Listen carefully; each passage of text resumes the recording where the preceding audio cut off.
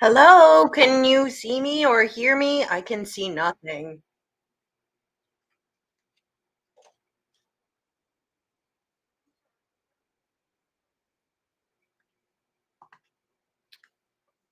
Well, I hear myself on YouTube.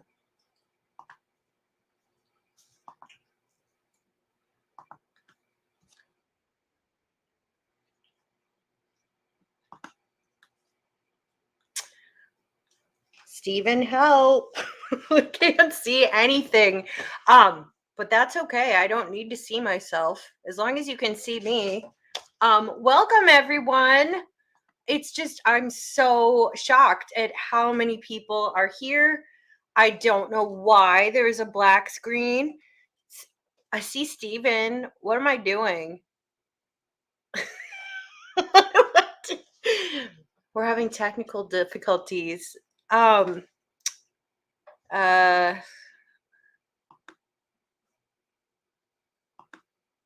Anything now? No. Hmm.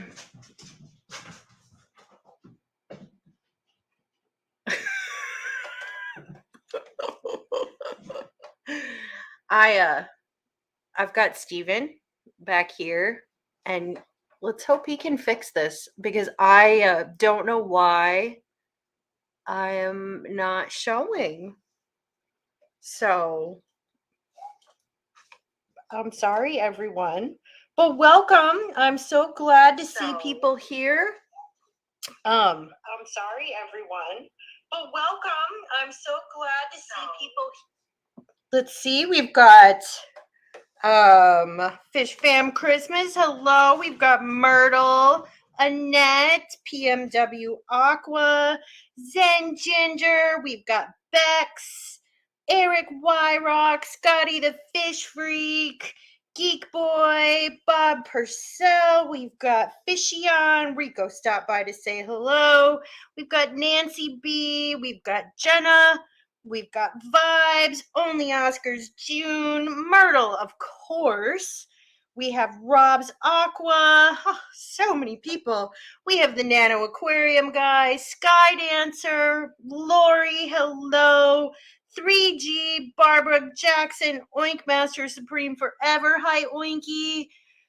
Oh my goodness, Geek Boy, Skull Aquatics, Jenna, Kyle, Lady Metalhead. Oh my goodness. People. Murder or Mark Sturlson, Scuba Stevo, Mr. Zen, Dennis Christensen, Hippie John the Fisherman, Lori, Daniel Velez, Jeff Kane, Barbara Jackson. I already Hi, said Kelly. Dave. So many people. I'm sorry that you can't see me. Steven, Can you hear me, I Kelly? can hear you, All yes. right. So we can't see you. Can you go into settings and check which camera you're using? Oh, good point. So press settings and then go to Ha. integrated camera or whatever it is that you're using. Ha. All right. Now we can see you and hear you. I will bid you adieu. Congratulations on your inaugural stream. It What? happens to the best of us. It also happens to the worst of us. So thank you. It's so good to see everyone. And now you can see me. I'm a little sweaty. I did yoga tonight, but this is just what you're gonna get. I mean, so you can hear cats running around. There's a lot of high speed catting going on. But welcome everyone. I'm sorry if I missed you on the way in, but oh my gosh, there's just so many people. Um, so thank you so much, Foxanne, for giving me that wonderful send over. I mean, I see so many hashtags for egg sighting. That's awesome. And a lot of this was inspired by her. So we've all been watching her really cute little axolotl babies as they grow up, and we watched their hatching, and it was so cool. But she sent me a message all panicked because she said that there was this crescent of color moving across them and she didn't know what it was, and she worried there was a problem with her axolotl babies. but there wasn't a problem. That's normal development for them. So I wanted to talk a little bit about early development in vertebrates because it's actually the same for all of us. It's not just something that happens in axolotls, but the same things happened when we were embryos. The same things happen for dogs. The same things happen for chickens. So it's really cool that that's something we all share in common as vertebrates, and even as animals. There's a lot of things we share in common. Um, but first of all, just to give you uh, a roadmap to what I'd like to happen in this stream. Um, I'm not sure that we'll keep this. It depends on how this goes. But I thought that every week we would pick a different topic. By we, I mean me, because I'm the one who has to talk about it. And I would give you guys a little overview of it, my thoughts. It'll be something different every week, just whatever crosses my mind, whatever I feel like talking about. If you have ideas, you can come to me too with whatever you want to talk about. And then afterwards, I'll just open it up to whatever science questions you have burning in your heart, and I'll do my best to answer them. In a former life, I used to be a biology professor, and I taught all kinds of things. I taught non-majors who were like 19 and, straight out of high school, and I even taught pharmacy students even. So I taught genetics, molecular biology, microbiology, cell biology. Let's see what else. Evolution. So a lot of different things. I can't really answer your physics questions or your astronomy questions. I'm not very good at those things. But anything else, if you have burning chemistry questions or just any science questions in general, there's no such thing as a dumb question. I really want to know what you're thinking about, and we can talk about it. So, without further ado, let's talk about development in animals. So, let's see if I can share my screen. I don't know, Stephen might have to go up here again. Let's see. Click present. Okay. What would I do without Stephen? And then I have a PowerPoint right here. So how do you do that? So you can click share screen, and then basically you have one monitor or more than one monitor? It's just one monitor. Okay, so when you're sharing the PowerPoint, you'll basically you'll have to be looking at the PowerPoint because they're going to see exactly what you see on your screen, like everything. So just be mindful of that. Okay. So that's really tricky to do. Yeah, having both of my monitors would be helpful. I see why you do that. Oh yeah, 100%. Yeah. Let me see if I can get this to work. Technical difficulties, everyone. I mean, we don't have to use the PowerPoint because, it's not that important. Well, this is the first time you've had access to the buttons, so it's understandable. I know. I know. So if you don't know, I actually stream Monday nights, 4:00 East or 5:00 Eastern Standard Time with Steven.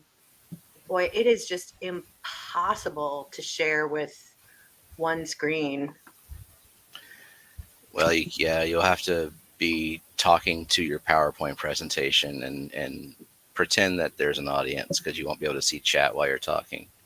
Got it. Well, let me just pull that up and you can have it right there. And let's start it.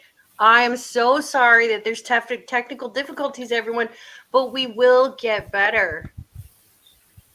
Ugh, this is not working at all. We will get better.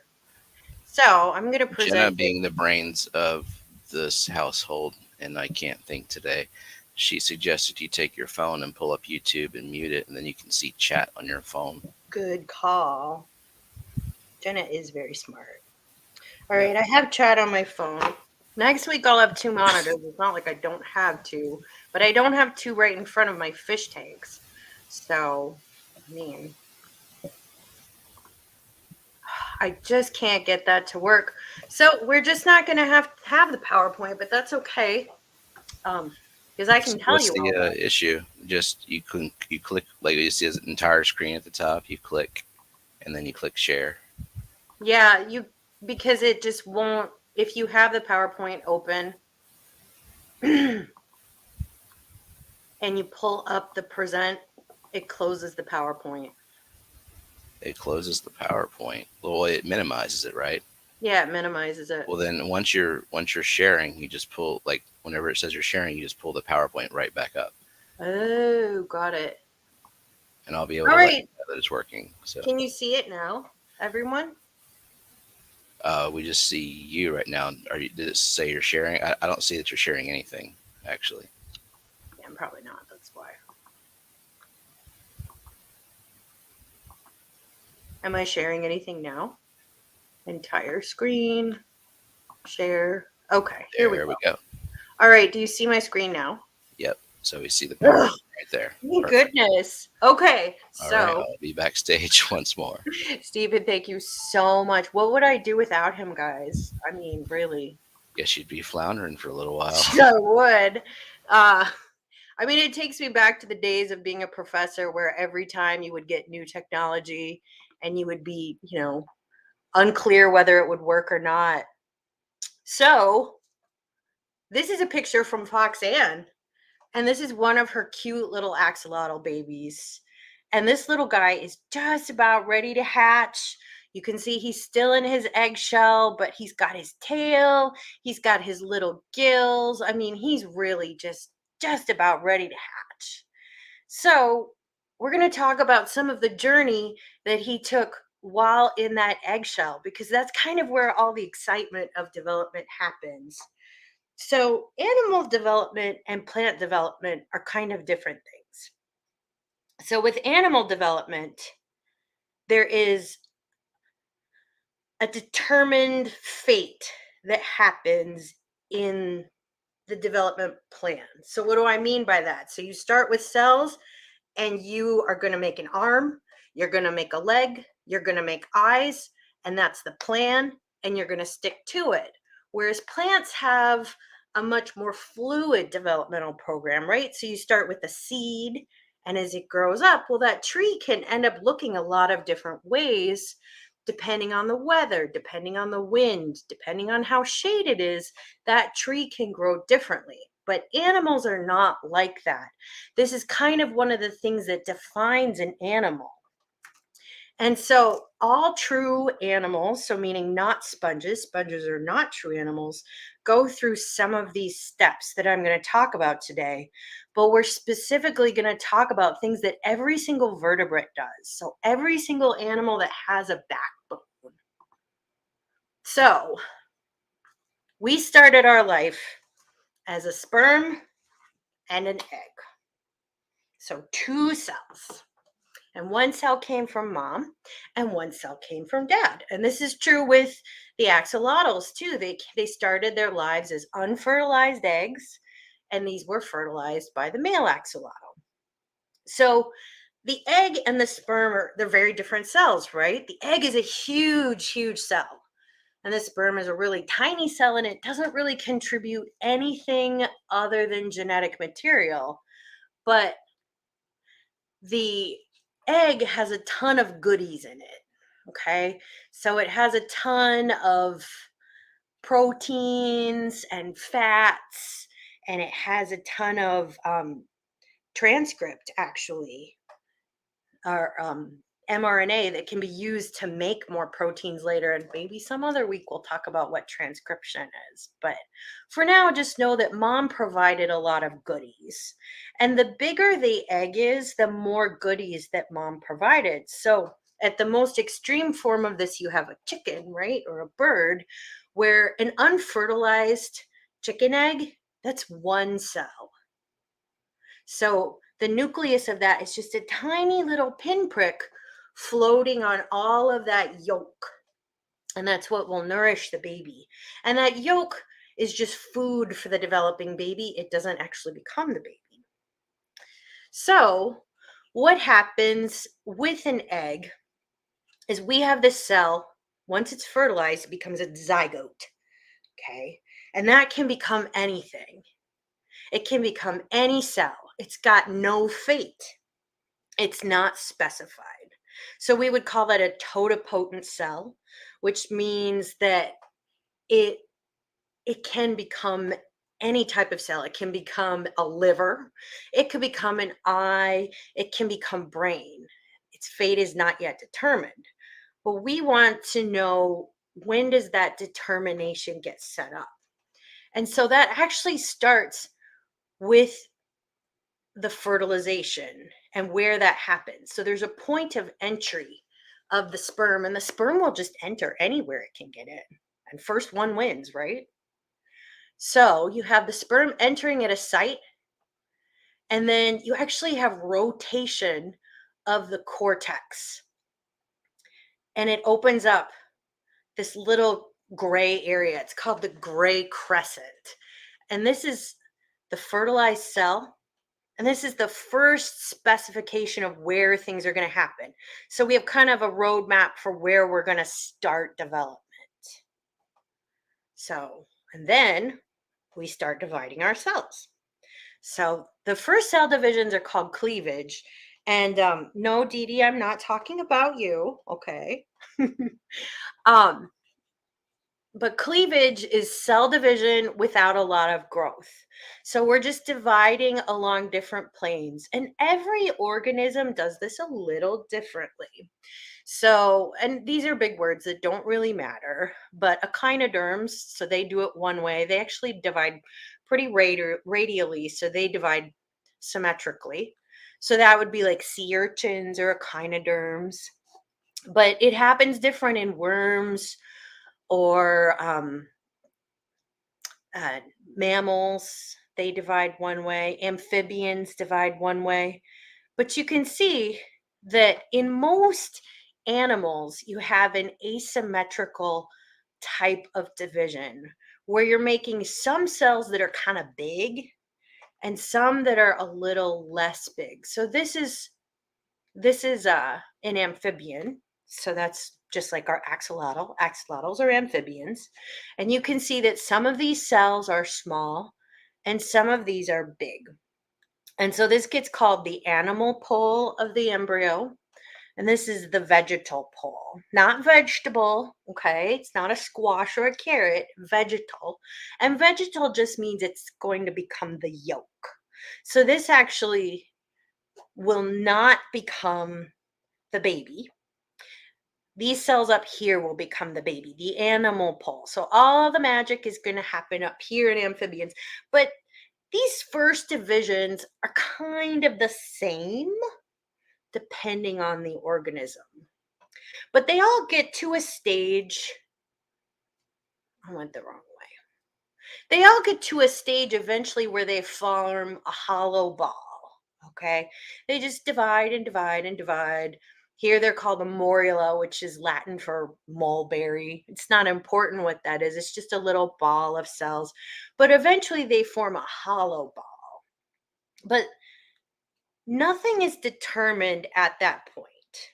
You could take any of those cells and you could pluck them away and you could culture them up and you could get a whole new salamander out of them or a whole new axolotl. So there's nothing that says, I'm an arm, I'm a leg, I'm going to become an eye, I'm going to become a neuron. That is not yet specified. So that happens next. So, in a process called gastrulation. So, in my opening for this, I have a quote from there's this really famous scientist, and his name is Ernst Wolpert. And he says that it is not marriage or birth or death that is the most important time of your life, but gastrulation. And that's true. This happened within the first maybe, I don't know, couple days of your life. But this is when the first cell fate is defined. So what's going to happen is you have this hollow ball of cells. So this would be in a frog. It looks a little different in a human, but the overall game is the same. So you have this hollow ball of cells right here. that it has an inner cavity, doesn't matter what it's called. And then you have down here the yolk. The yolk is what's going to feed the embryo. And at this little site right here, this is where the gray crescent was. So it's called the dorsal lip. Doesn't matter what it's called, but this is opposite of where that sperm entered. So we had some polarity of the embryo established right from the beginning. So what's going to happen is you're going to have migration of the cells. So they're going to, it's kind of like sticking your finger in a tennis ball. So cells are going to move, they're going to start flowing in right at this site right here. And what's going to happen is, so here, pushing in, this is a cross section of it. It's opening up a cavity right here. But the important thing is when all of this is said and done, you've established 3 tissues. There's a lot of words on this side, but most of them don't matter. But the 3 tissues that you establish are endoderm, ectoderm, and mesoderm. So the important thing is that endoderm becomes the gut. So the esophagus, the stomach, the intestinal tract, all of that comes from endoderm. And then ectoderm becomes the skin and the nervous system. So the brain, the spinal cord, all the nerves and the skin, those come from ectoderm. And then pretty much everything else comes from mesoderm. So mesoderm will form the muscles, the bone, and the reproductive organs, the kidneys, and a few other things. That's kind of the catch-all for most things are the mesoderm. But all that gets set up right then. And this is just such a magical time because it's not just cells moving, but there's so many like chemical signals that are set up at this point. So there's a gradient of different things, transcription factors, doesn't matter what those are, but all of that comes from that original polarity and dividing that up. But this is, at this point, if you're to take any one of these cells and pull it away and grow it up, you're not going to get an axolotl or a frog or whatever. You're going to get nothing. Because this is when determination of the fate of the organism first happens. So this is just a really like magical time. It's just, yeah, it's really magical. So after we have determined the fate of everything, so we said, okay, you're going to become muscles and bone and stuff, and you're going to become skin, and you're going to become the gut. Well, we got to start making some parts, right? So the very first part that's made is actually the nervous system. So the brain and the spinal cord, because, right, that's the most important part. So this is in vertebrates. So vertebrates have a backbone. And this is something that all vertebrates share in common. So we did this at about 21 days. So, before your mom even knew she was pregnant, this happened to you. And, this happened in frogs. This happens in fish. Everything does this. This is neurulation. So what's going to happen is there's going to be like a groove coming in the top of the embryo, and I'll show you guys a movie in a little bit showing how this looks. But there's a groove on top of the embryo, and this will be where the back of the embryo is, and it folds up into a tube, so a neural tube. And that neural tube is what's going to become the brain and the spinal cord. And so that's neurulation. And so that's kind of the second biggest time in your life. And so kind of the interesting thing about this is, so you did this as a 21-day embryo before your mom even knew she was pregnant. And if when the tube is being formed, it doesn't close off the whole way. So if there's a little gap in it, you get what's called spina bifida, which is not a birth defect you see very often anymore, but it causes complete paralysis because there's actually a hole in the spinal cord. And babies who are born with it can survive. I mean, they're just disabled for the rest of their life because they have a hole in their spinal cord. But it's not seen very commonly anymore because there are surgery techniques to correct it. But the biggest reason we don't see it anymore is because the thing that prevents spina bifida is folic acid. So if any of you are ever trying to get pregnant, you want to take a prenatal vitamin.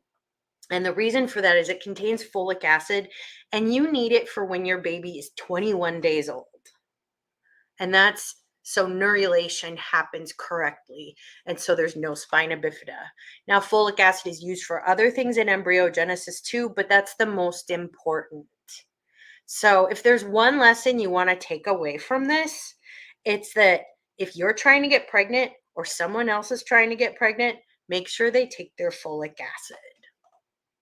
So, and just wanted to stress that this happens in all vertebrates. So I've seen this drawing, like, I don't know, probably like in 20 different textbooks. And it just blows my mind because we are so much more similar than we are different. So on the left here, this is a fish embryo. And you can see the head and the tail of it. But look at us. See what we looked like during embryogenesis. I mean, it's not radically different, right? Like, we had a tail too. I mean, we lost it over the course of development. I mean, babies usually are not born with a tail. There can be a vestigial tail, but it's, a 1 in like a million chance or something. But when we were embryos, we kind of all looked the same. And the reason for this is because we all share common ancestors. So I think this is just so exciting. And also, I think so exciting. Look at how cute that baby pig is. I mean, look at his little snout. Okay, so I'm going to show you guys a movie. And I'm going to put it on mute. But I'm going to talk through this movie. And I hope you guys can all see it. Here. So, this is a salamander embryo. And this is a lot like an axolotl. So you can see it's just been fertilized and it's cleaving. And you can see the asymmetrical cleavage. So we're looking top down. This is the animal pole. The bigger cells are the vegetal pole. Those are nourishing the embryo. Cleavage, cleavage, cleavage. So each one of these cells could become an independent axolotl at this time. So no determination of the fate of these cells has happened yet. We're going to divide, but look what's happening here. So see these cells, they're kind of starting to do something. They're starting to migrate. So this is that dorsal lip of the blastopore. Doesn't matter what it is, but gastrulation is happening. And you can see the cells like streaming through. Right now, this is where the fate of this embryo is being determined. And we're setting up those 3 germ layers, the mesoderm, the endoderm, and the ectoderm. And now the fate of this embryo is determined. So gastrulation is still happening. You can see what's left is something called the blastopore. Doesn't matter what that is. It's almost complete and it's done. So this is the back of the embryo right here. You can see right here, there's like a little shadow right here. So this is the neural groove. So neurulation is about to start. Things are folding up. We're folding up that hollow tube. Oh, so cool. So cool. All right, we're almost closing it off. It looks kind of like a vagina. I realize that. Oh, I paused it. There we go. And neurulation is complete. We have ourselves a neural tube. This will become, so this is the back of the salamander right here. So it's his spine. This is I believe this will be the head right here, though it's going to rotate here in a minute. There it is. So we have a lot of cell division at this point, but there's a lot of determination being set up. So it's kind of deciding what parts it's going to make. And it's setting up those different zones of what's going to happen. And pretty soon we're going to see some parts happen. Pretty cool. Lots of cell division is happening. And it's using up all the yolk that's right there. And this right here is called a vitellin membrane. This is albumin. This is like the egg white when you eat an egg. All right. Oh, we're starting to see a baby salamander. Oh, goodness. So right there, I think, yep. So that's a limb bud. So that's a little bud of cells that's decided it's going to become a limb. Oh, so exciting. So exciting. There's the tail. Oh my goodness. Look at him. There's his tail is getting longer. So you can see he's already getting some of his spots. You can see his limb buds are really getting developed. And there's his eyes. So cool. And I think this is where, oh yeah, you can see the circulatory system at this point. So you can see the blood coursing through its little veins. Oh, so cool. Yeah, it's its heart pumping. And these are its gills. These little feathery things. Those are its gills. So a larval salamander is like an axolotl. I think an axolotl is a pedomorphic salamander, which means it's locked in its larval stage. So it's going to end up looking a lot like one of Foxy's axolotls. There's its eye. You can see its cute little spots. Oh my goodness, so cute. Look at your tail. Oh, so cute. Oh, those pretty little gills. I've watched this 4 times and I never get tired of it. It's just so cool. And I encourage you guys all to watch this afterwards. I put the link in the description so you can watch it later. It doesn't have any words to it. It just has some like liquidy noises, but it's really fun to watch. We're almost ready. Almost ready to hatch.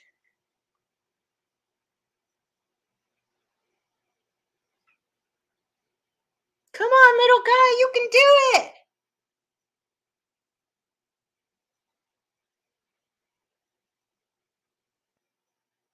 And there he goes. Oh, so cute. Look at him. Look at his heart. Look at his, you could see his blood circulating. Oh, just amazing. Just makes me want to go out and buy a better microscope, guys. So cute. All right. Well, let me close this down.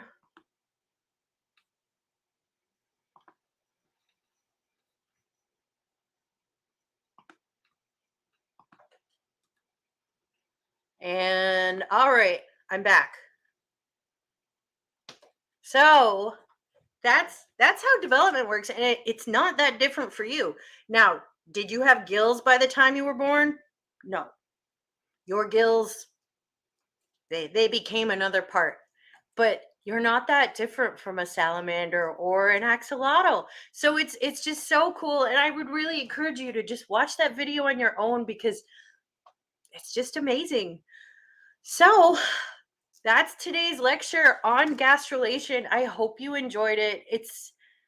I've taught gastrulation, I don't know, maybe 40 times in different classes, and I never get tired of it. I never cease to be amazed by it.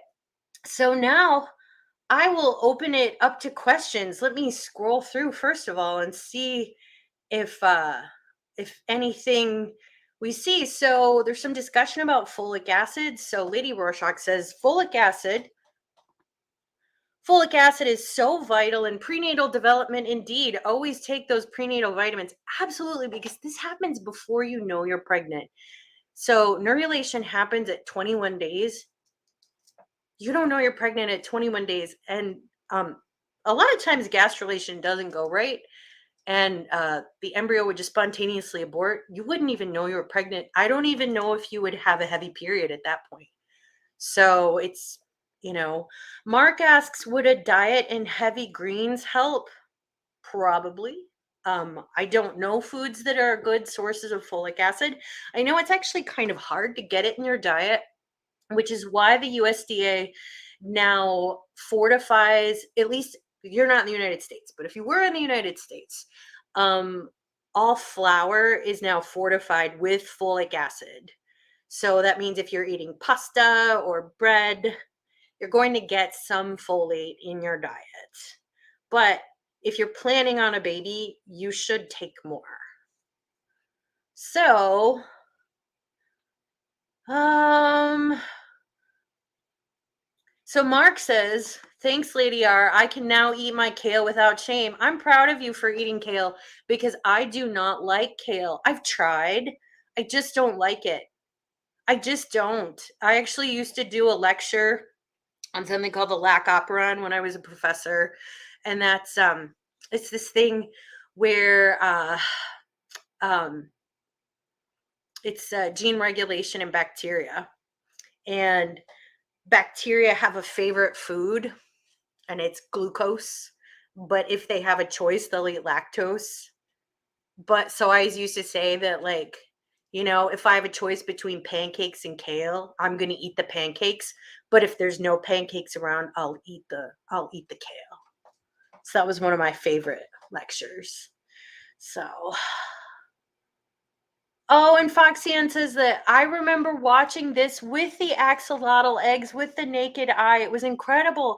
It is. And those eggs are really pretty big. And that's why a lot of these early developmental biology studies were done in amphibians. So a lot of it was done in the frog, Xenopus lavens, which is it's a frog. It's an African clawed frog. And it's because it has pretty big eggs. Not as big as a chicken, but the chicken has that hard shell in the way, so it's kind of hard to study. But amphibians are great to work with for that. And one thing biologists really like to use are model systems. So those are animals or plants or bacteria, or in my case, yeast, that you can use to learn lessons that are applicable to all life. So I used to work with this yeast called Saccharomyces cerevisiae, and it's the yeast used to bake bread and brew beer. And I used to study basic nuclear genetic processes in it, and that's because it's applicable to all life. So that's why some of these model systems are studied. So I'm really glad that you watched that video. That's so awesome. I'm glad you guys really liked that video. I liked it too. And yes, it was very exciting when it hatched. Okay, Zenny says, I'm not sure how you're going to top that next week, but I'm intrigued. It's kind of hard to top a video that amazing. I mean, that just blows my mind. When I used to be a professor, one of the things, well, actually, this was when I was a grad student. So I was a teaching assistant in biology.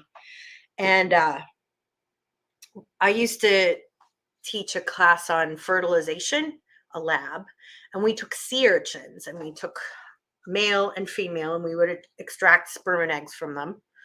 And we would mix them together in seawater, and we would watch them under the microscope, and we would watch the fertilization happen, and then the first cleavage and the second cleavage, all the way up into it forming a gastrula. And it was always exciting. I mean, it's the only babies I've ever made because I don't have any children. So I've never made any other babies, but I've made a lot of sea urchin babies, and it was very cool. I never got tired of it. Glitch says, I'm going to send that to my daughter. She will enjoy it. Yes, that's awesome. I don't know how old your daughter is, but I hope that she loves it, because I would send this to my nephews too. I think they would really like it. So Daniel Velez says, that was great, Dr. Foreman. So Foxy asks, what signals the baby that it's time to hatch? And I'm not sure. I would guess that it's sensing something about the concentration of dissolved solids in within the eggshell. It's becoming too depleted, wastes are building up. So it is time to bust on out. There's my guess, but I'm not sure. That's a really good question, though. Kelly coming in hot on the live stream circuit. You are as amazing as Stephen P says. Well, you know who's amazing? That is Stephen P. He's amazing. And I couldn't do this without his support and without your support too, New Local Austin. I'm so grateful for all of you. And I'm so glad you're all here. You know, it takes a village to teach me this technology. So Lady Rorschach says, this is such an incredible concept, Kelly. I love the idea of having a lecture series available on the Fish Fam on various topics. Knowledge is power. Amen to that. And if any of you have any topics you are curious about, you know, hit me up. You can hit me up on the Discord. Some of our mods can drop the link to that, I hope. And you know, I'll do my best. Not physics and not astronomy. Here's a fun fact about me. I got C's in physics. I'm not very good at it. My brain doesn't work that way. We would have to have Jake do it, because Jake is excellent at physics. So, all right, let's see. Scrolling. Nancy B says, I like pasta better than kale. That's because you're a smart woman. I like pasta better than kale too. It doesn't have a ton of folic acid in it, so I would still take a prenatal vitamin. I don't know if you're trying to have a baby right now, Nancy, but should you know someone who is, make sure they take those prenatal vitamins. Minestrone must have Tuscan black kale. So is that the lacinato kale, I think, is that? Or sometimes it's dinosaur kale. I don't know. I'm anti-kale. I'm not pro-kale. I also hate Brussels sprouts. All right. Scrolling.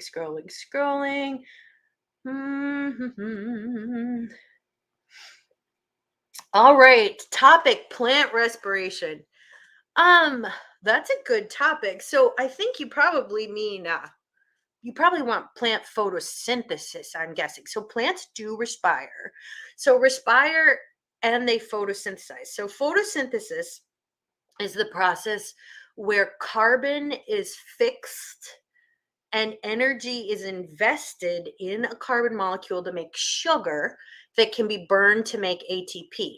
Now, the burning of the sugar to make CO2 and water, that's respiration. And plants do that too. Plant respiration is just like our respiration, though. It's no different. It's a very ancient process. But photosynthesis, also very ancient, but unique to plants and algae. We can definitely talk about both those topics in metabolism sometime. That's a great suggestion. I actually really like teaching photosynthesis. I think it's very cool. So Foxanne asks, does Fat Kitty do physics? No. Wouldn't it be great if he did? Because then he could get a job.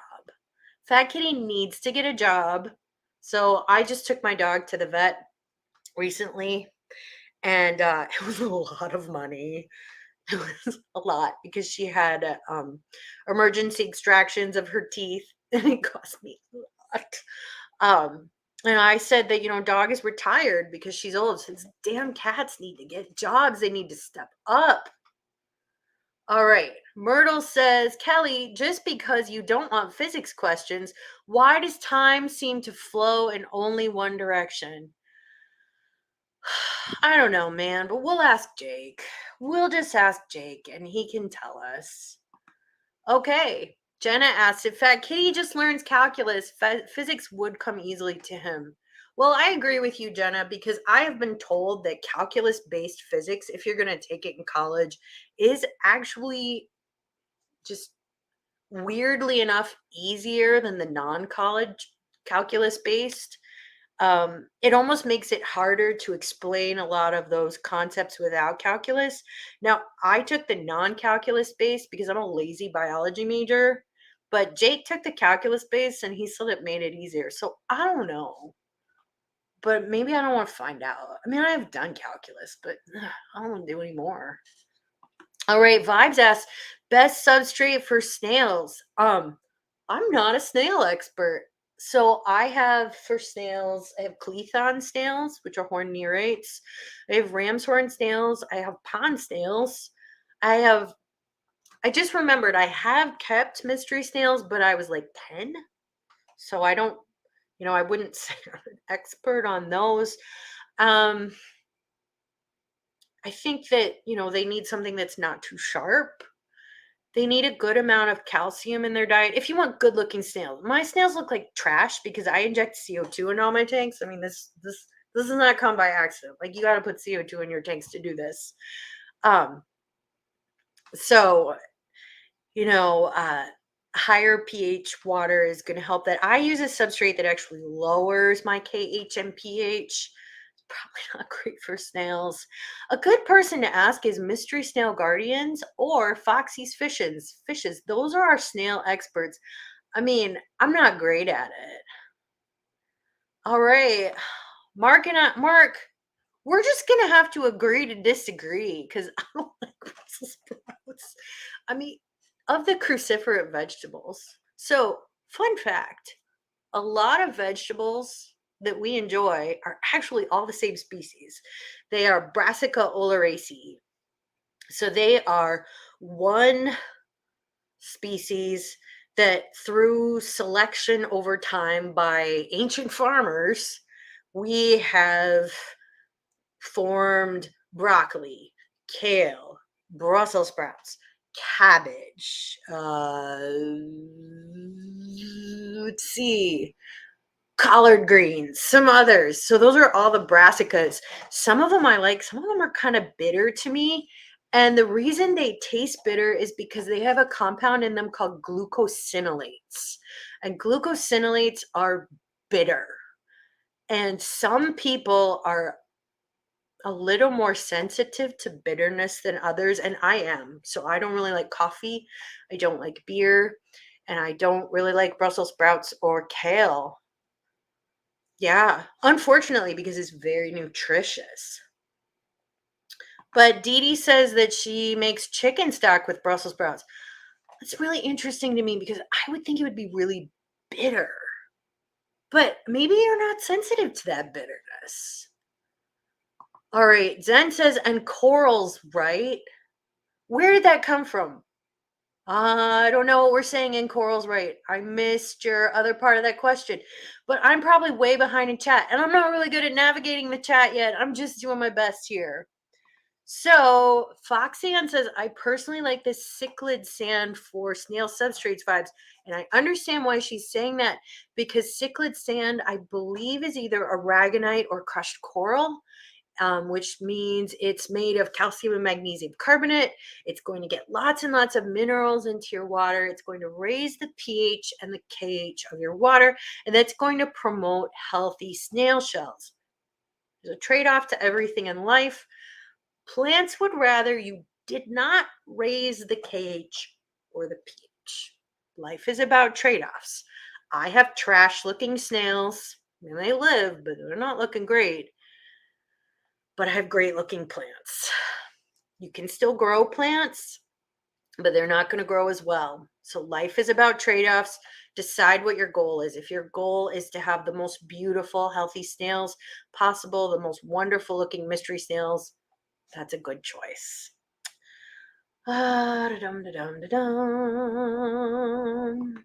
All right, Lady Rorschach says, I think an evolutionary fish video would be awesome.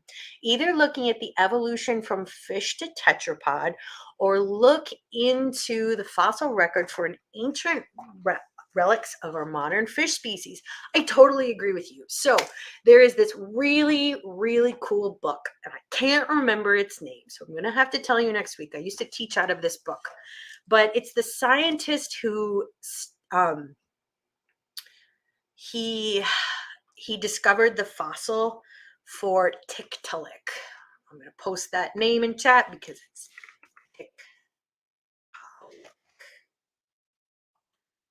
Tiktaalik. Tiktaalik is kind of the like evolutionary intermediate between swimming fish and land creatures. So it's the first thing that walked on land.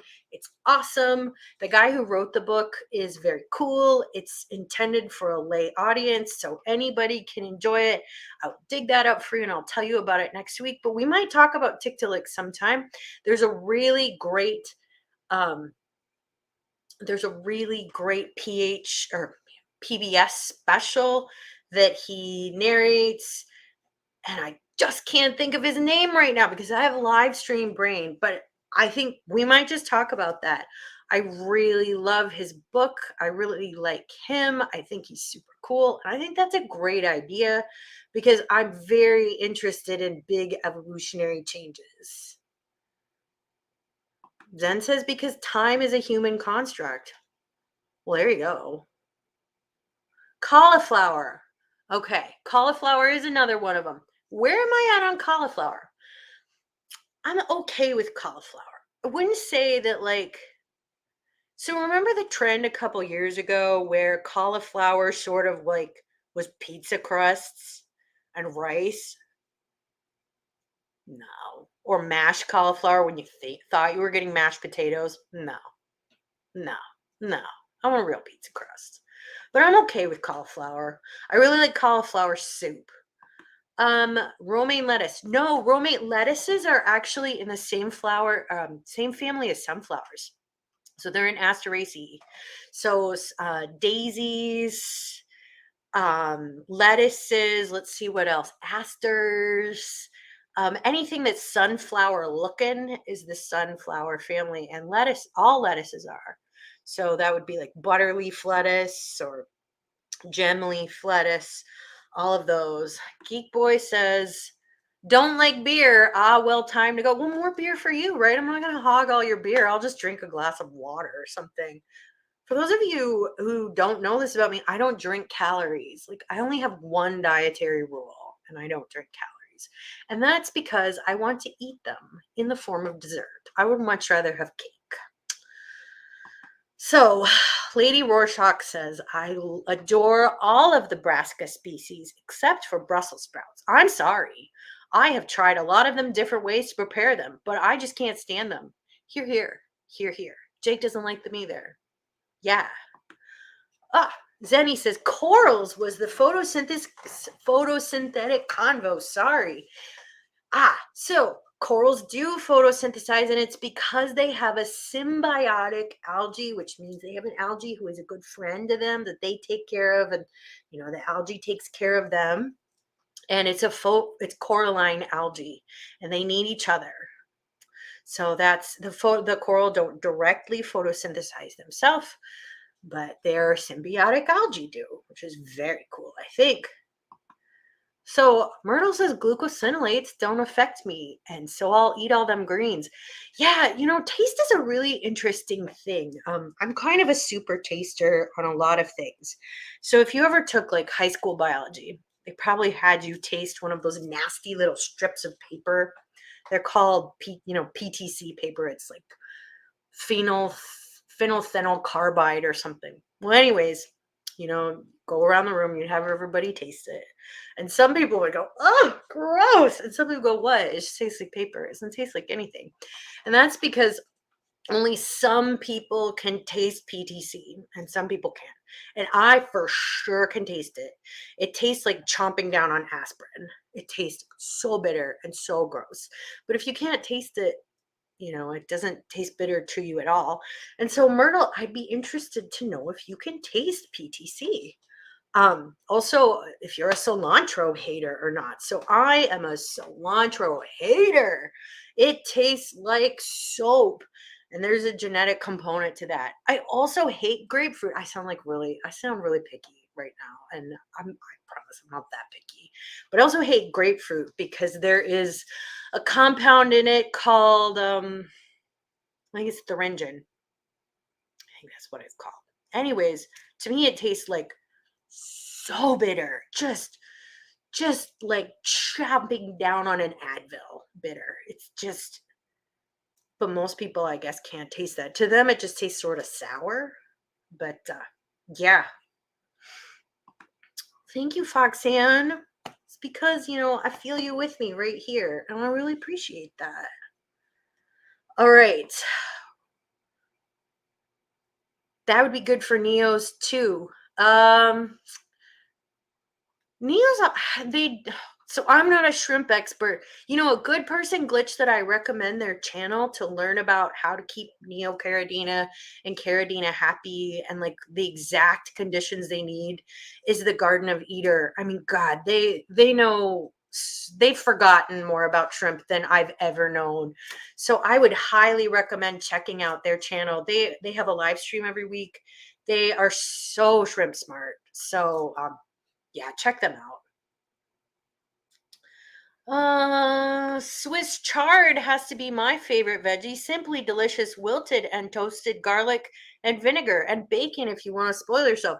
So Swiss chard is not a brassica. Swiss chard is actually in the beet family. And so if you ever get that rainbow chard that has like the red and the yellow pretty stalks, okay, that's from a compound called betalain, which all members of the beet family have, and no other family has it. So any other plant that's red is red because of anthocyanin. Beets and beet family members are red because of betalain. So Swiss chard, yeah, Swiss chard's good. It's good. It's very good for you. Very nutritious. I love that we're talking about vegetables. And wow, I can see how far behind we are. But look, thank you so much, Lady Rorschach. Your Inner Fish from Neil Shubin. Series on PBS that's fantastic. I think you can watch it on YouTube, on PBS YouTube for free. The book is awesome. It's such a good book. I used to teach out of it for non-majors. I love that book. I love it so much. It's a really awesome read. And he talks a lot about the stuff I just talked about development and the evolution of development, and I love it. So Lady Rorschach loves that book too. Yay! Neil Shubin is the man. My inner nerd is shining to light. I love that book. Okay, Scotty says, sounds like that stupid thing that Annette watches nonstop. You are just not appreciating the true genius of Annette's TikToks. I mean, I feel like, I'm in 2022, but Annette is in 2050. Like someday we will look back and be like, Annette figured it out first. She's very ahead of her time. So you just have to appreciate that. All right. Matt says, interrupting my YouTube silence to tell you that I'm so glad that you took the plunge and decided to do this. We definitely need more learning streams. Thank you so much, Matt. Your support means so much for me. And you know what else means a lot for me? Fishfam.link. I love that site. It's the site that connects us together, that brings us together. And I am a proud supporter of fishfam.link on Patreon. And if you can afford it, consider supporting it also, because Matt does so much for us and he's not making really any money off it. So if you can throw him a few bucks, do it. So thank you so much, Matt. I really appreciate you. All right, Vibe says, okay, I've got cichlids gravel or eco-complete black substrate on hand. Which is better for paradise fish planted take? So I don't know anything about paradise fish. I think they're a cichlid. Maybe someone else in chat can help you. But I wonder if they're one of those cichlids that likes to uproot plants. I'm not certain about that. Others in chat can help you, but I would be cautious of that. Second of all, cichlids gravel I'm not exactly sure what it is, but I'm pretty sure that it's going to be this stuff that raises your KH and your pH, which is great for African cichlids, but not so good for growing plants. You want your KH to be as low as achievable. Now you have to consider the health of the fish you're keeping, and I don't know anything about paradise fish, so just keep that in mind. So the Eco-Complete would be a better choice. Now, Eco-Complete is not my favorite planted tank substrate because it's really not any better than inert gravel. It doesn't support any recruiting of nutrients to the substrate, so we call it cation exchange, but it works fine, just as well as gravel does. And if you've got it, I would use that. Please do ask around about the paradise fish because I don't know anything about those. All right, Lady Rorschach says, yes, I know what you're talking about, Kelly. I believe the series is also called Uriner Fish. Yes, it's a Nova. It's so good. It's just really thrilling. I love it. Jake and I actually watched it together. It was so good. All right, Foxanne says, there are plants that tolerate harder water as well. I keep a Nubius val, Java fern, Susvasotang. I love saying that. Sagittaria and some crypts. Very true.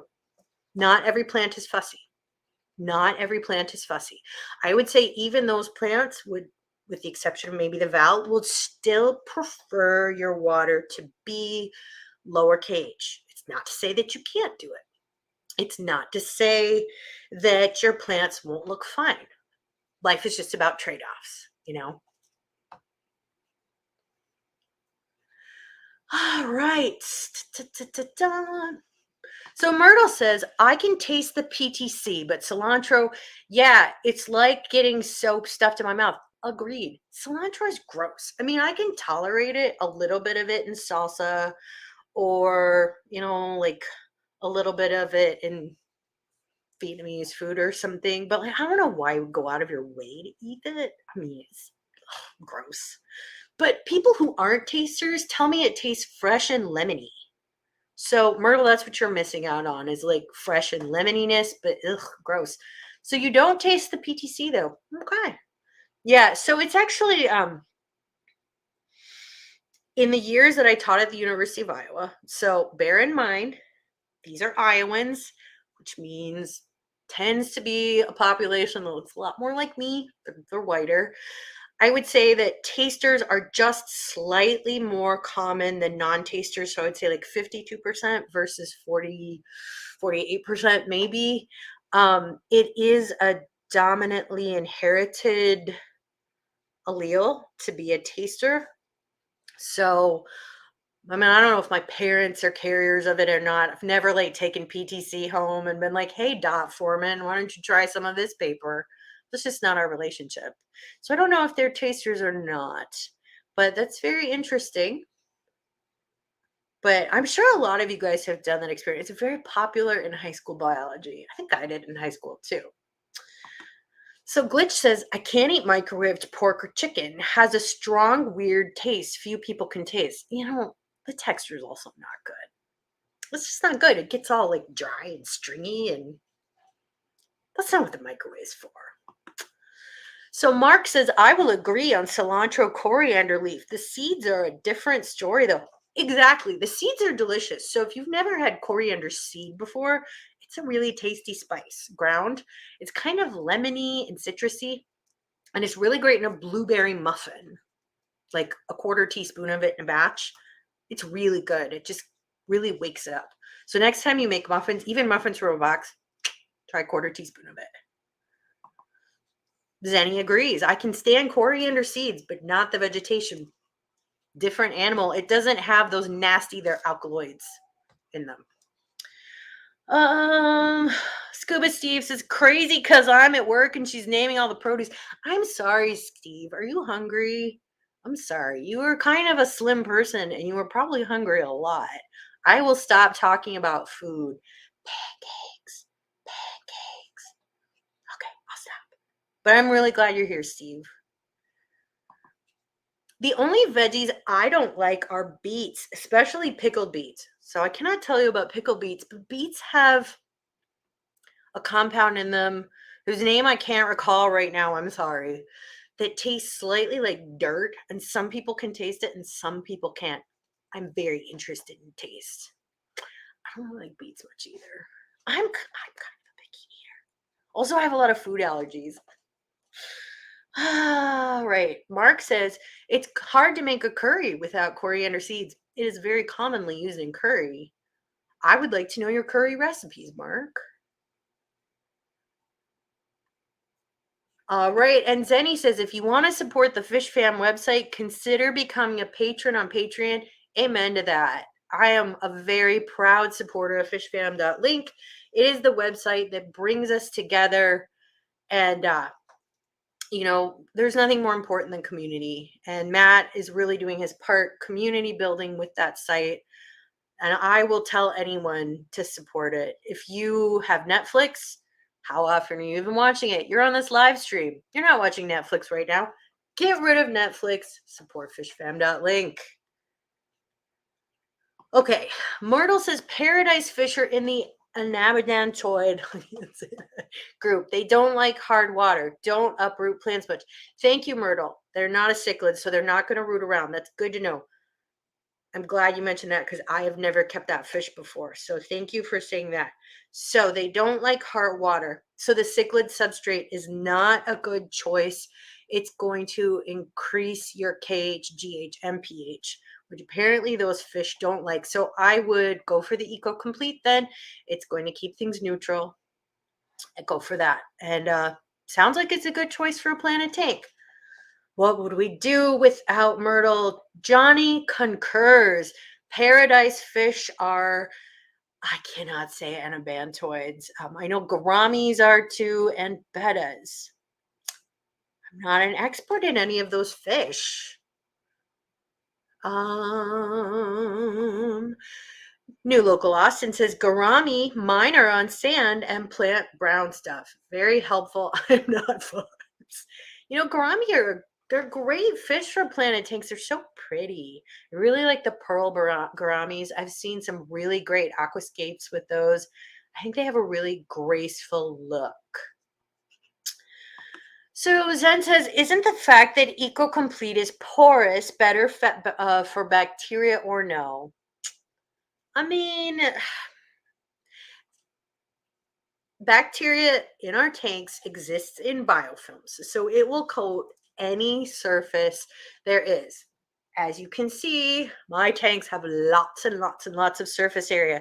They have a whole filter full of filter media. They can exist on all of the substrate. They can coat every leaf of the plant. They can even be on the glass. I'm not really worried about having enough bacteria. My tank has lots of bacteria in it. So I don't really think the Eco Complete is giving you much of an edge, especially considering how much it costs. I think if you're going to spend the money on a substrate, you can do better. That said, if you have it, go ahead and use it. It's not going to hurt anything, and you can grow plants well with it. Nuclear Austin says, Mark, that's why you can't grow Val. You said tenths. I don't know where that was from, but okay. Zenny says, Steven, oh yeah, I just meant over inert gravel specifically. Sorry. I mean, maybe it's not a bad product. It's just an overpriced product.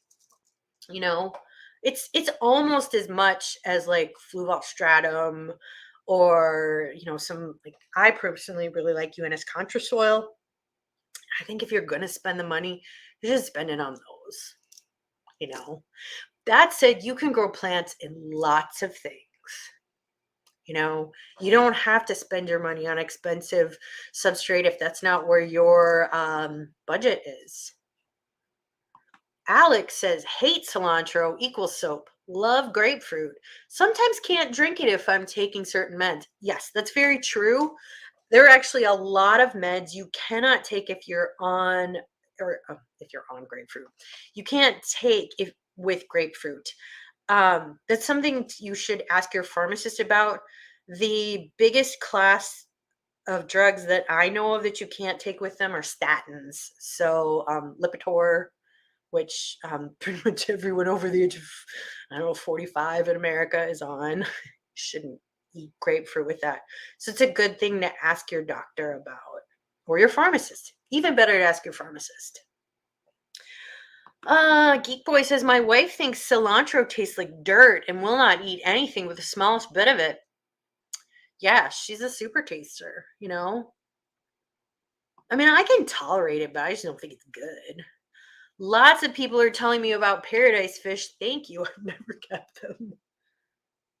So Barbara says cilantro is spicy acidic with a little tongue numbing like Sichuan pepper. Very interesting. You're clearly not a taster because that's not what it tastes like if you're a taster. It's soapy and bitter. It's like it's got this alkaloid taste. But you're not a taster. That's very interesting. I like that. Lady Rorschach says can't stand grapefruit and guava. I like guava fine, but I'm allergic to mangoes, like very allergic. Two fruits and the only two fruits I refuse to eat. I think the only fruits I won't eat are mango and grapefruit because I'm allergic to mangoes. They make my whole mouth itch. They are in the same family as poison ivy, Taxicardiaceae, and I can't eat them. Vibes is setting up a tank. Good luck to you. Scuba Steve says, because I'm the produce keeper lead at Kroger. We're just giving you advice on, what to put where. Foxanne loves the sparkling gouramis. Those are cool fish too. Those are cool. I think those what are they? The croaking gouramis? Those are cool. Yeah. There's cool gouramis. They're good in a planted tank. Some of them are kind of mean though, like the dwarf gouramis, the blue dwarf ones. Then says, for the record, I'm not pimping Eco Complete. I just wondered if it was mildly better. I've got it in only one of his things. I mean, maybe mildly, but I don't think it's enough to justify the price, in my opinion. I mean, that said, if you have it, you might as well use it. Like, you know. Scotty says, I can't have grapefruit. Glad you told me because my doctor never did. Yeah, doctors are really remiss about a lot of that. There's a whole metabolism pathway that most, like, I don't know, 70% of drugs go through or something, and it's affected by grapefruit. It's not a bad idea to ask your pharmacist about that because your pharmacist will know. Your pharmacist knows way more about drugs and drug interactions than your doctor does. Doctors actually learn shockingly little about pharmacology. It's really pharmacists who are experts at that. I used to teach in a pharmacy school. I'm not a pharmacist. I'm not a drug expert, but it is a good thing to ask about. Geek Boy says, love guava juice with passion fruit and pineapple juice and rum. Oh, that sounds pretty good. Can we have the beach with it? I could really use a beach. I'm really cold. Scuba Stevo says, I think cilantro smells good. I don't know about the taste. You should try it. You only live once. Try cilantro. If you like most salsas, probably had it before, give it a shot. Steve says, I'm going to eat a piece tomorrow now because of you, Kelly. I'm so glad. I love opening up your horizons to new fruits and vegetables. This is very exciting. Zenny says, Scotty, I bet your med said it in the 47-page pamphlet it came with. So those are called IFUs, instructions for use. And the amount of agonizing that goes into writing those, you can't even believe how important it is. So I don't write those. I write things that reference those for my job because fun fact about me, I'm a corporate whore. That's what I am. I whore myself out to corporations. And part of it is to read IFUs. So important, those IFUs. Yes, they're very long. They're very, very long. And nobody reads them, but they're so important. All right. Myrtle says, I like to think Eco Complete is glorified lava rock packaged with water, gross water. There are much better substrates available, but doesn't mean you should throw it away if you already have it. Agreed. I mean, you might as well use it. It'll work fine. It'll grow your plants. You can also mix it with other things. Like if you have one bag of it and you end up buying some fluval stratum, you can mix them. It'll be fine. Scotty says, Zen, it came with papers. I thought it was just a heavy weighted wrapper. Those IFUs, Scotty, you do not know the sheer like hours that some poor regulatory affairs person agonized over that document. Is it just grapefruits or other citrus too? So, of the common citruses that you would find in the grocery store, lemons, limes, oranges, those are all okay, or like tangerines or like the little cuties, those are all okay. There might be there are a lot of citruses that are not commonly stocked in US markets. Some of those might be a problem, like so maybe pomelos. Those are a grapefruit hybrid, I think. Might want to watch that, but probably not eating a pomelo that often. Mostly it's grapefruits they're the problem. You can eat oranges, lemons, and limes and tangerines just fine. Mark says heart and blood pressure meds do any. At least they do. At least here they do. Yeah, it's a lot of drugs. Ask your pharmacist about it. It's a question they are prepared to deal with. Geek Boy says fish fam field trip to the Caribbean sounds pretty good right now. Yeah, I know. It really does. You know where I'm going for Christmas? Wisconsin. In December. I mean, I want to see Foxanne. I do. I mean, I really, really do. And I want to see my family. But why can't you guys be somewhere warm? I mean, come on. Glitch says, can't stand equal complete. I had to mix mine with stand just to make it manageable. I don't think it's bad to planting. Get yourself some really good tweezers are going to help. Steven and I, we live streamed on Monday, and there's some tweezers in there I recommended. They're not expensive. They have really sharp tips. They make planting a lot easier. Also, having your substrate deep enough, so over 3 inches, makes planting a lot easier. That said, I just think Eco Complete is gross because it has all that gross juice in it. Ugh. Hey, Crypt Keeper! I imagine those are a pain to write, just the facts alone, and then on top of that, the liability you face. It's why EULAs are so long and crazy too. Yeah, I mean, well, I don't write IFUs. The documents I write are very exciting. The longest one I've ever written was 670 pages. Brutal, just brutal. It took a year and a half. Yeah, but yeah, they're a pain to write. They do have useful information in them. You know, if you're ever bored sometime or you're concerned about a drug, they are worth reading. If you're ever going to get like surgery done and like some implant put in your body, it's worth reading the IFU. I mean, if you're going to get like a hip replacement or shoulder replacement or I don't know, breast implants or vaginal mesh or something, read the IFU because those are class 3 implants. They have a lot of risk with them. Just read it. I mean, it's a thing that's going in your body a long time. All right. Saying hi. Scuba Stevo says, I be eating the fruits and stuff. I don't know about the greens, though. I stay away. I mean, greens are a very important part of your diet. I mean, sometimes you just have to eat them anyways. I eat things I don't like just because I know I need them, including some greens. Cabbage is a really mild green. I recommend that one. And it's very nutritious. Bob says, not satsuma. Satsumas are okay. You can have satsumas. Those are really good. Barbara says, over the years, tank by tank, I've been replacing eco or plant substrate with small, smooth gravel mixed with lapid luster stand. The quarries are much happier. Okay. You can grow plants in those just fine. I mean, they're not my choice because I don't think they're like super ideal for plants, but if your quarries are happier, that's great. Steven says those tweezers just arrived from Amazon. I love those tweezers. They are fantastic. I just think they're so sharp and they're so they have so much less tension in them. So if you're planting a really big tank, you get so much less hand fatigue using those. I really like them a lot. And they're not expense. And Geek Boy apparently has them too. He says the UP Aqua tweezers are great. Yeah, They're great and they're not expensive. I mean, they're $17, which is not like super cheap, but compared to other aquascaping tools, they're a very good deal.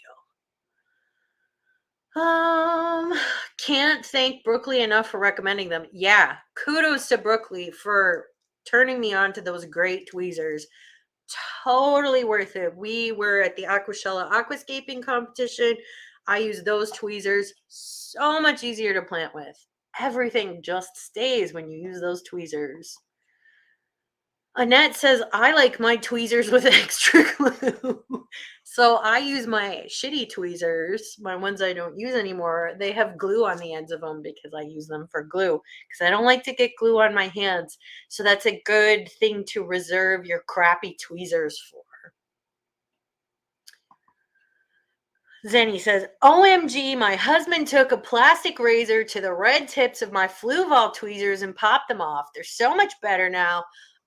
Going to make my life so much easier. I mean, he's just making your life better, Zenny. He's just making your life better. Tweezers are an important topic, science tangential, but important nonetheless. Myrtle's got the link for you. Annette says greens are great on a burger. Get those greens in. They're good for you. You need your folic acid if you're going to have another baby, Annette. Are you going to give us another baby? We would love to see another baby. EcoComplete is probably my least favorite substrate. It's just lava rock with some mold bacteria and nutrient added. Root tabs and lava rock from Lowe's is just as effective and a quarter of the price. Yeah, I mean, I don't think it's a bad substrate. I just think it's not worth what you paid. If you have it, go ahead and use it. But I just don't think it's worth it. New local Austin says cabbage with toasted almonds greater than the two alone. Food synergy. I'm gonna have to try that. That sounds really good. I like cabbage. I like it roasted. I really like it in lo mein. It's really good. I love all this talk about vegetables.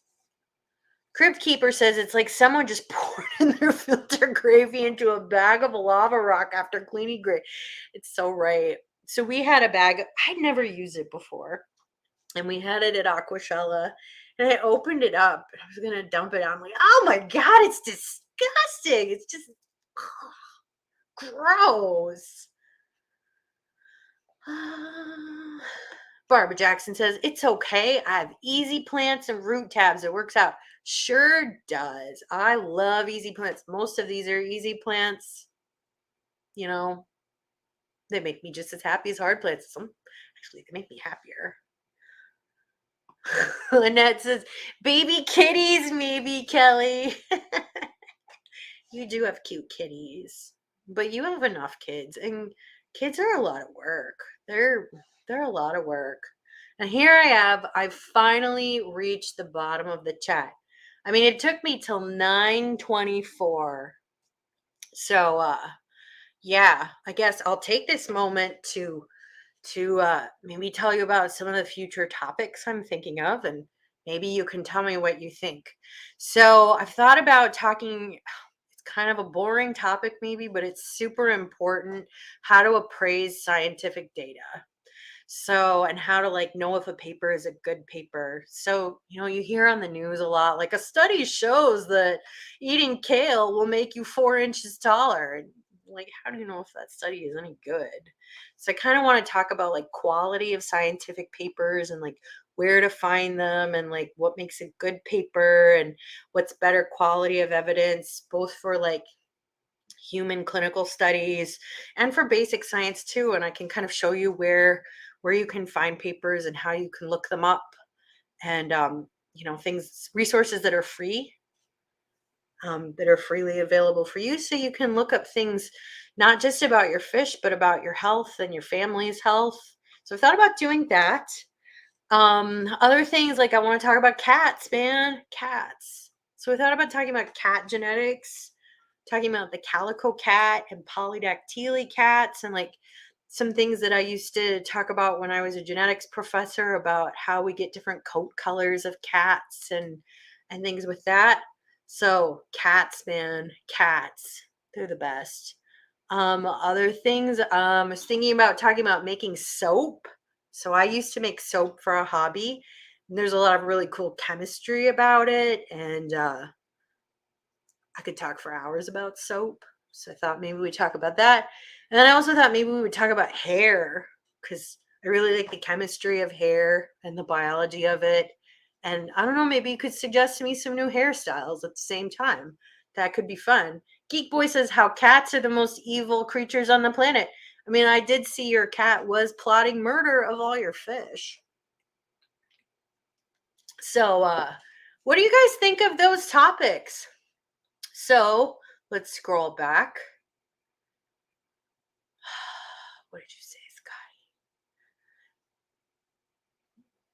Scotty says, I have more power than you, Annette. I could put you in timeout right now. I'm going to get like the mods made, people. Like, I don't have the skills of the streamery yet. Like, I have to have Steven working with me in the background to help me out. Like, after this is over, I'll go back and I'll make some more people mods. And that's going to be a mod, okay? Like, you can't cross her, okay, Scotty? But and Myrtle's got your back in it. He's got your back. New local Austin says anything you are passionate about. When you get excited, I get excited. Well, thank you. That means a lot to me, because that's what all this about is.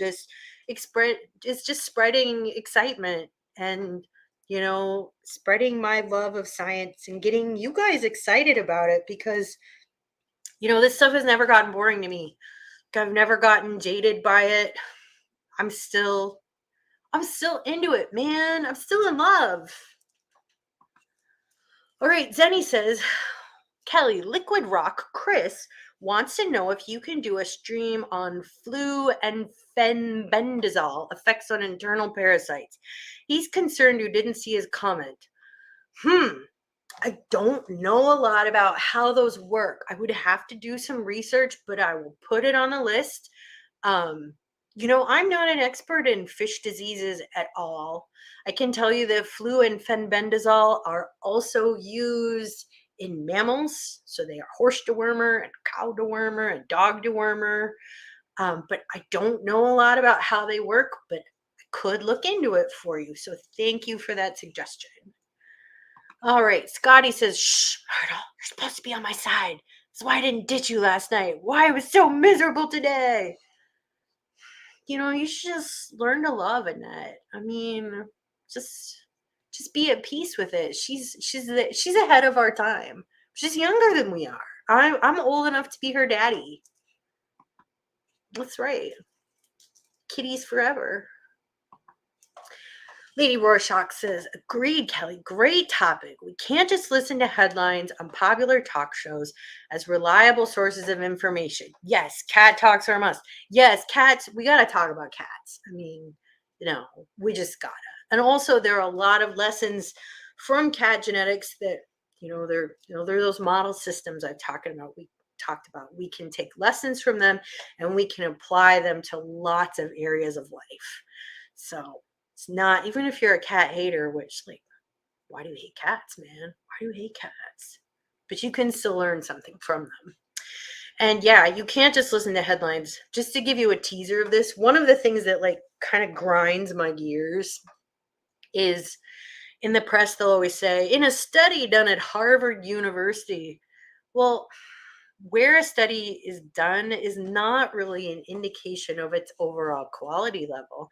I mean, there's great work done at like where I went to school, the University of Iowa. It's where it was done, yes, but it's more important who it was done and where it's published and what the study's about and what the data looks like. Like where it's done is kind of the least important part, but they always include it because it's the part that people relate to. So, but it kind of grinds my gears. Myrtle says, Scotty, I'm on both sides. Oh, Glitch, I want a cat, but I have allergies. Well, I'm going to tell you there's hope for you. So I used to be very, very allergic to cats. And because I have asthma, and I thought, I always liked cats, but I could never have one because they I'm allergic to them. Well, I met Jake online and he had a dating profile and it said he had a cat. And I'm like, oh, I really want to meet this guy, but I don't know if it's going to work. He's a cat. And the first time I went to his house, I was really expecting for my allergies to flare up, and they didn't. I outgrew the allergy. And sometimes you can outgrow allergies. Allergies are very strange and mysterious, and immunologists don't fully understand them. They can come on at any time in life. They can also disappear.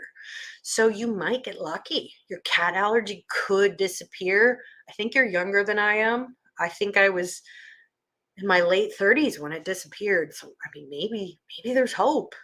There's hope. But Geek Boy, I guess there's no hope for you. Annette loves her 7-toed kitties. They're very cute. With their murder mittens, that's called polydactyly, which means they have extra digits. And that is a cool gene. And those are very cute cats. Myrtle says, all good topics. Thank you. And if you guys have any topics you want to talk about, you can shoot me a message on Discord or on Instagram, or, if you see me in the streams, you can ask me. I love suggestions. At some point, I'm going to get to the point where I'm like, oh God, I need a topic. That's always going to happen. So, I feed off your energy and, I'll take suggestions. Lady Rorschach says, just to be fair to the dog people, we could talk about the Russian fox experiment that helped propose the idea that selective breeding for temperament can lead to coat color changes, floppy ears. Yes, that is such a cool selection experiment. I would love one of those as pets, but I've never heard where you could legally get one. Those are very cool. Whoops. Why is that not showing up? There we go. Nancy says, all good topics. I learned a lot about veggies tonight and why I don't like some of them. It's science. Not that I have the palate of a toddler. That's right. That's right. It's not your fault. You're a super taster. It's not your fault. Yeah, I'm really excited that the conversation took a turn to vegetables. I think that's wonderful. Daddy Kelly. That's right. I am old enough to be Annette's mother. All right, Myrtle says, by the way, Kelly, a requirement for these weekly streams is at least one fat kitty appearance every hour. Where is he? Oh, God, he's over on the couch asleep. Should I go get him? Un momento.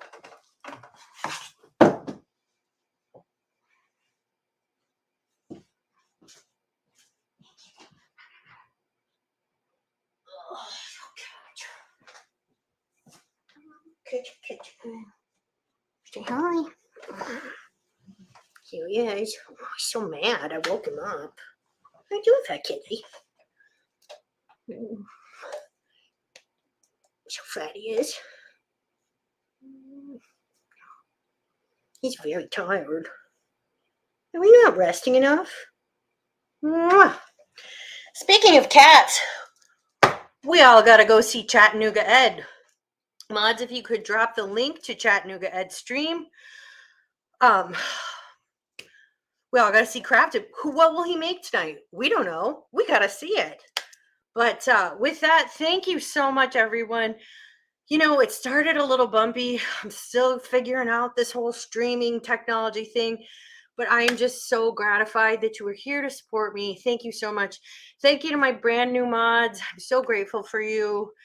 But most of all, I just like to thank the people who pushed me to do this. So Annette, thank you for telling me to do it. I never would have done this without you.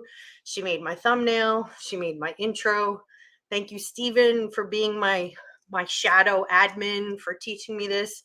And thank you, Foxanne. Thank you for your emotional support. And just thank you for your pictures of your babies. And just thank you, everyone.